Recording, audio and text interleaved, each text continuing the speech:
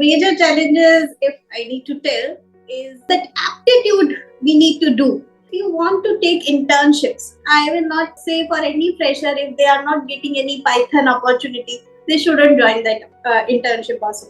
If you are getting some experience, either it is of corporate life, that how should you behave when you join some job, that also it is good. Tackle the stress, I will say either you do work that you love or the work you do, you should love it.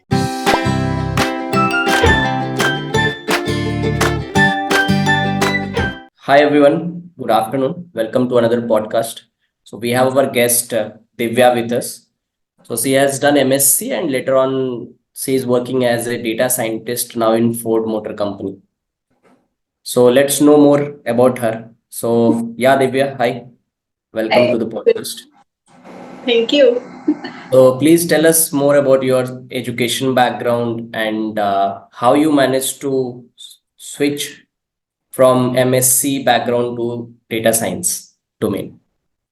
Okay, so if I'm talking about myself, okay, I have done masters and bachelors from University of Delhi in mathematical science. So my graduation is in mathematical science and postgrad in operational research. So if I'm talking about the transition, for us, it's not a transition because operational research is a domain of data science optimization. So there, from there, I get a direct placement, and but yes, even if it is in the same domain we obviously need to do a lot of efforts to shortlist in that placements. Uh, if I'm talking about myself, that what I had done at that time, so I was pretty clear about it that okay, I need placement in the last year. For that, I had done 3 internships at that time.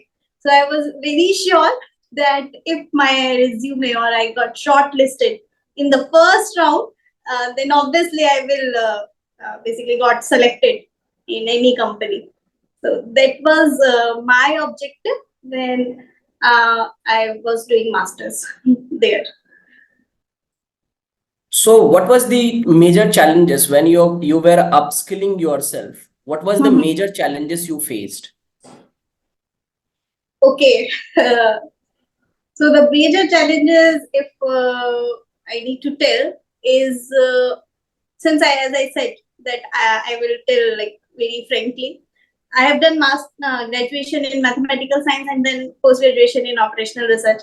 I never give participation in any government exam because I want to be either the data science in corporate or PhD. So no scope for MBA at all or no scope for government jobs. So that aptitude we need to do. That I want to tell every fresher that you obviously you should learn Python, NLP, whatever the data science skills you should have to make your CV properly. But the first round for every company is aptitude,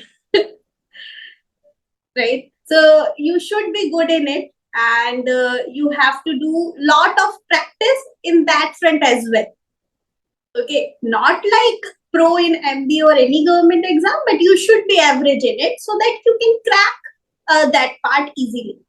For company where you are giving CVs, if you are not referenced from someone internally, obviously aptitude all will be the first part, even in the college placements as well. So there I face first challenge. Then second challenge I will tell because in our because I have completed my masters in 2017-19 batch. Okay, so at that time, data science is come to in the popularity. Correct.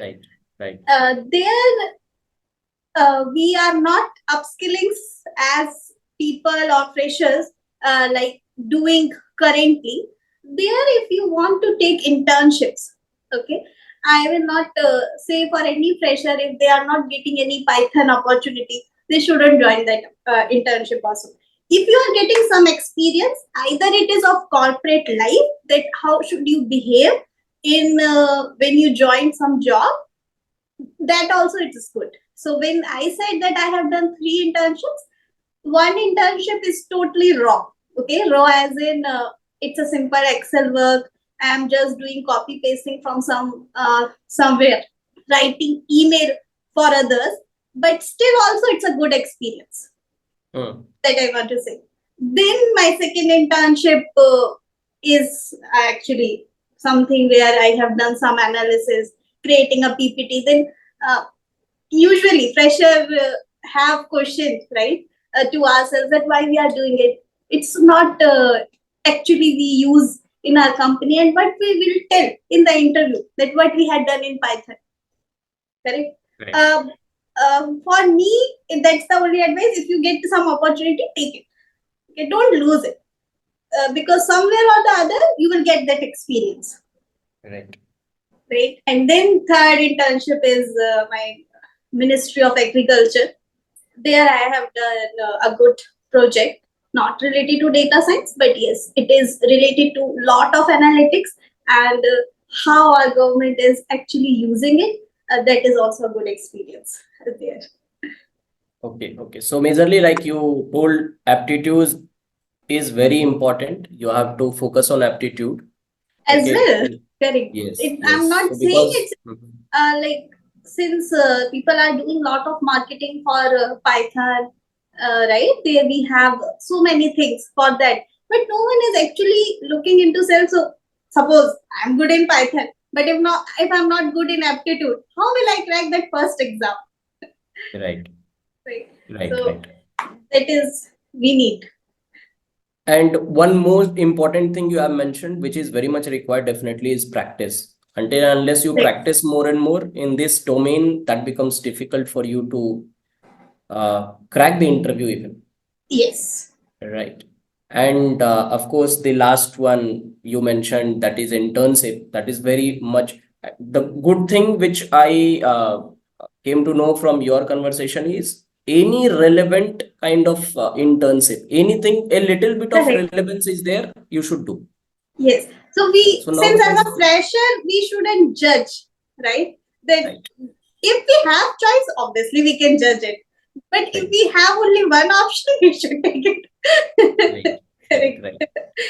So nowadays we as a learner have that feeling that as a data scientist, if I learn Tableau, Excel, Power BI, I must get into a role where this is going to be used. Yes. But ideally, there is so many roles which is relevant to these skills. Correct. Okay, directly, indirectly. So even that, if we join, that is going to help us in future. It helps us in it helps a lot because these are only the technical skills that we are learning. But if Right, we are doing some job, we are actually thinking that okay, even if it is an Excel job, it is writing there, right? We actually learn that reality, how much Excel we are using there.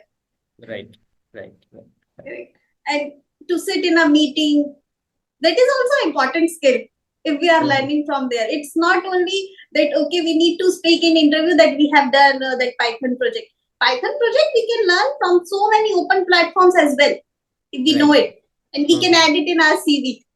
So Right. I am telling this because I came across two, three freshers who is telling to me that I know Python, I know everything, but the internship, whether we should take it or not, because internship is not of Python related or not of his AI or chatbot related. We will not learn from there, and maybe it's waste of time.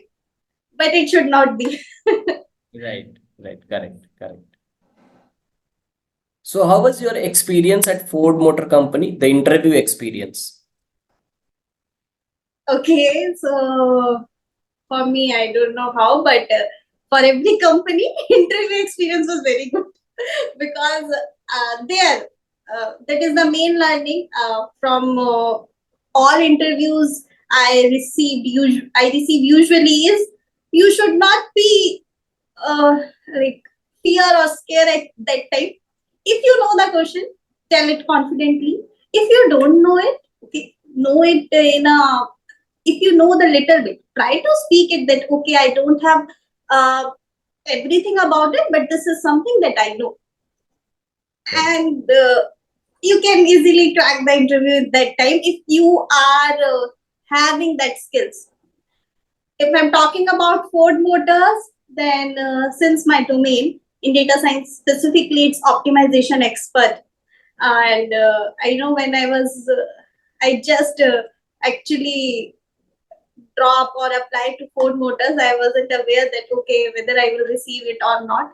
But fortunately, HR called me, and at that time they talked to me to prepare one PPT on some skills, whatever that project is have, and I need to present it. It's the first time in first interview I'm presenting the PPT because in no other interviews there is a presentation interview I ever had.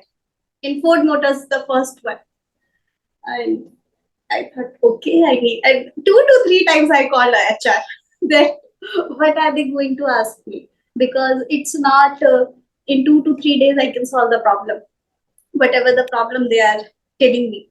And then she said, no, no, it's not like that. You need to prepare whatever it's mentioning. Maybe it's an open platform. I'm opening it, but in 2 hours I prepared that PPT. Although I get 2 to 3 days. And since I knew it, I was very confident that okay, whatever I'm writing there, it's not about that how present. Obviously, PPT presentation should be that it should be presentful, but with the, whatever you are mentioning, it should be that you should aware about it. Right. That is the first thing. If you are even if you are copying it, I didn't copy it though, but even because freshers are not aware that how to create it. So I'm not saying that you can't copy. Even if you are copying it, you should know the concept of it. Right. Then easily you can crack that part. So they are right. Actually in the presentation when I presented, there are a lot of questions for the that what, how, why. If you are tackling these questions easily, no problem at all. And whatever you are writing, since it's for freshers, right? I faced and I heard so many stories. Freshers used to create a resume in a very nice way because there are so many platforms to create that CVs or resume, if we say. But the main problem occurs when their CV is shortlisted, right? And they had written a machine learning and XGBoost, and they are not aware about bagging and boosting technique itself. There is the major problem occurs nowadays, and a lot of competition in the CV shortlisting. Right. So using AI, using AI, they generate resume, or a resume should be like, we ourselves must write it. Then only we will be aware what we have mentioned in the resume. Yes. Right. Because question will be definitely based on that. Definitely based on it, obviously, because if you're it's I'm not because that is the different story of the CV shortlisting. That is the first process itself. But after this, if your CV is shortlisting, because there are so many platforms, okay, who people are joining the course of 1 1 2 2 lakh rupees. They are creating a CVs. I'm not mentioning any names here. They are creating a CVs. They have a tie-up with the companies. Okay, people are sitting there to 20 people, right, in an interview for the same job, but they are not even aware how logistic regression is performing. Right. Okay. Why? Because they are doing the marketing. People are not aware that whether they should join it or not join it. And there the main problem occurs because they already invested so much money, and they are not sure how it is basically the model is doing, and it's a very basic mathematics. Right. So, marketing in the CV, but not in the performance. Okay, great. So what are your hobbies? See, by looking at you, I don't feel like you face a stress during work. But still, my question is, how do you tackle stress when you are working as a data scientist? Okay, tackle stress. I will say for that Either you do work that you love, okay, or the work you do, you should love it. That's how you can tackle the stress.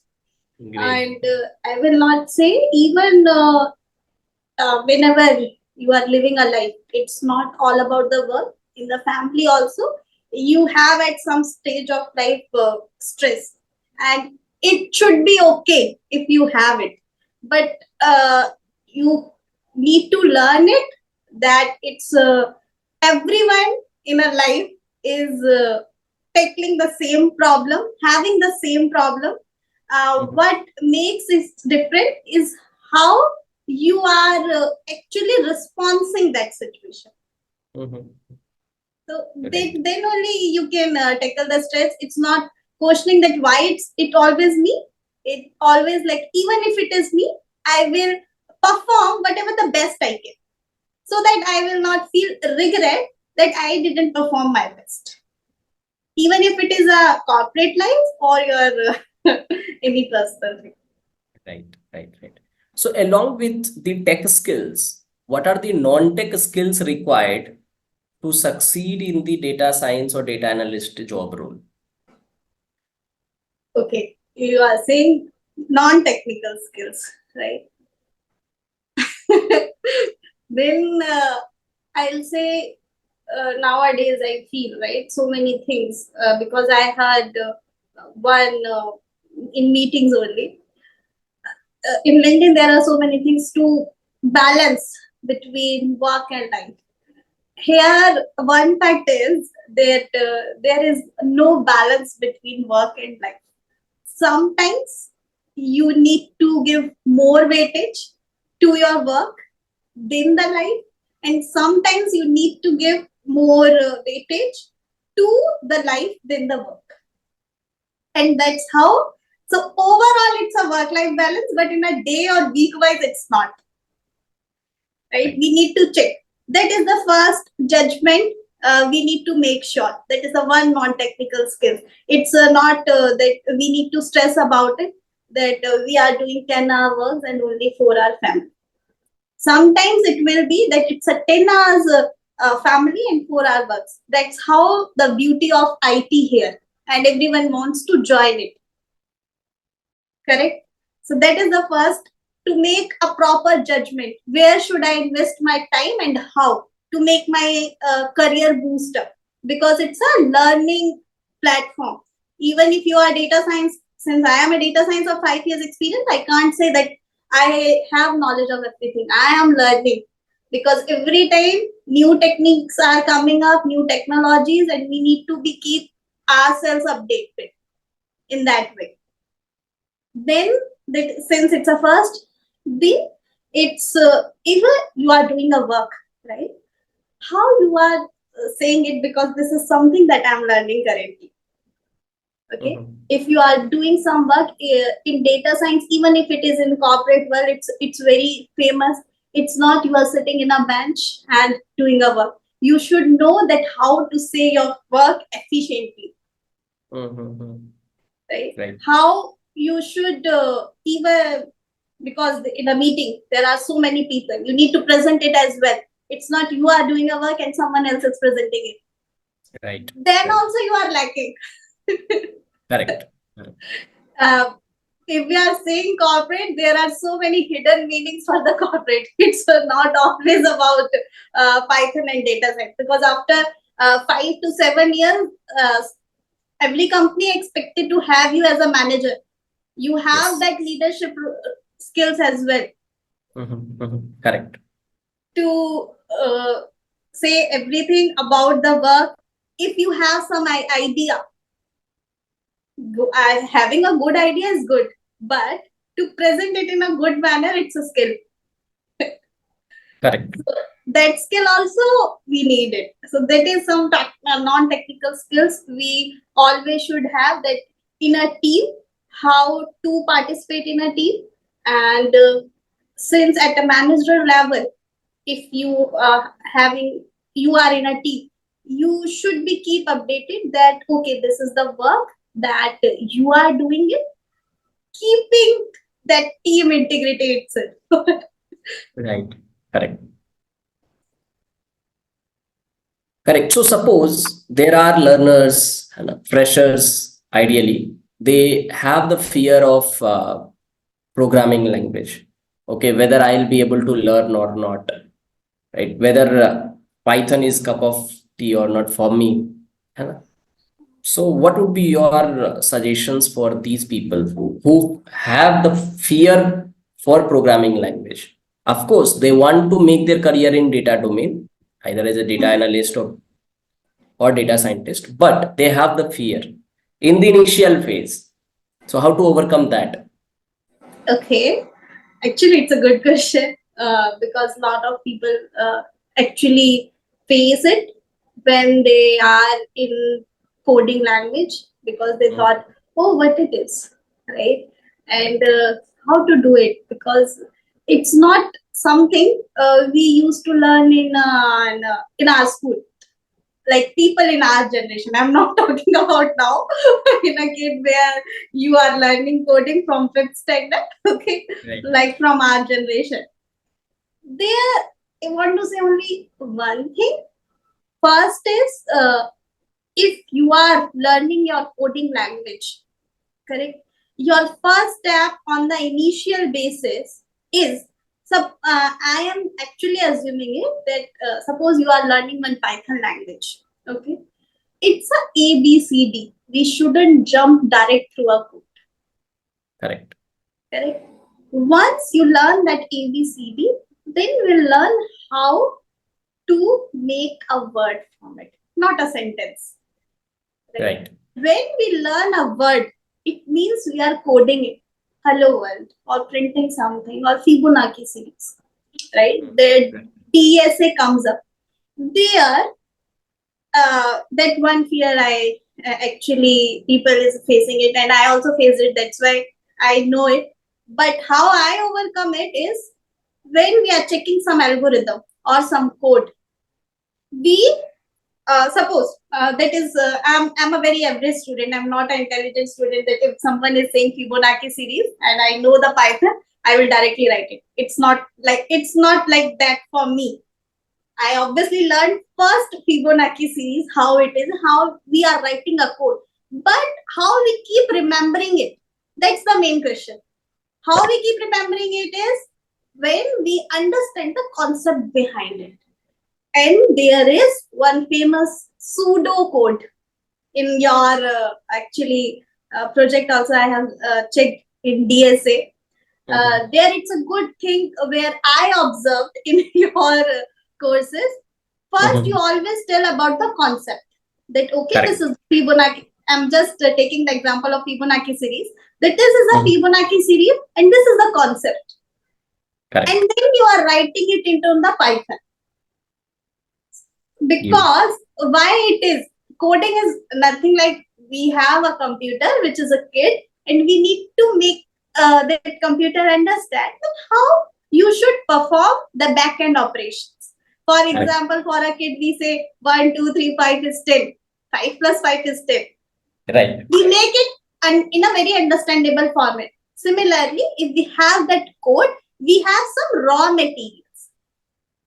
We have a question where we need to make an output, but that operations we need to check from there how to arrange them, those tools accordingly. That's what I feel. So there, as you said in first, or I'm also saying practice, practice and practice. Correct. Correct. So you have shared a lot of information, of course, for according to your experience, like you have given us a vast information and very inspiring as well for all of the learners, those who are willing to make their career in this domain. Correct. So thank you so much for giving us your valuable time and sharing your information. Fine, Divya. Thank you. I also So feel very good if anyone can inspire from my journey or my experiences.